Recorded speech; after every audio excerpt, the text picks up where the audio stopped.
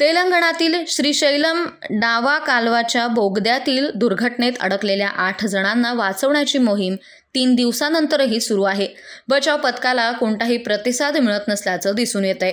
त्यामुळे तेलंगणचे मंत्री जुपल्ली कृष्णराव यांनी बोगद्यात अडकलेले 8 जण वाचण्याची शक्यता कमीच असल्याची भीती व्यक्त केली.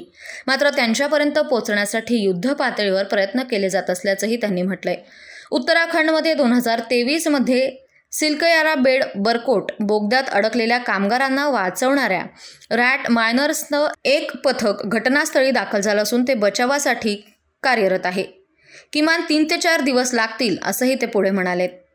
दुर्घटनास्थळी चिखल साचला असून दलदल आहे, त्यामुळे बचाव पथकाला बचाव करण्यासाठी वेळ लागत आहे. ही घटना बऱ्यापैकी आत घडल्यानं पुढील स्थिती समजणं कठीण जात आहे. खरं सांगायचं झाल्यास त्यांची वाचण्याची शक्यता कमीच आहे. बोगद्याच्या अलीकडे बचाव पथक पोहोचले आहे. तिथून छायाचित्र घेतली असता बोगद्याचा भाग मोकळा दिसतोय. 9 मीटर व्यासाच्या बोगद्यात सुमारे 30 फूटपैकी 25 फूट चिखलच साचलेला आहे.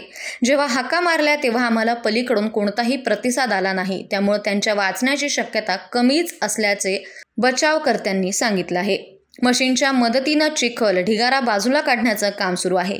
बोगदा उत्खनन करणाऱ्या मशीनचं वजन काही शेकडो टन आहे. मात्र पाण्याच्या प्रवाहामुळे ही मशीन सुमारे 200 मीटरपर्यंत वाहून गेली. ऑक्सिजनचा पुरवठा आणि पाणी काढण्याचं काम वेगानं केलं जातंय. मात्र अडकलेले लोक TBM मशीनच्या खाली असतील की नाही यात शंका आहे.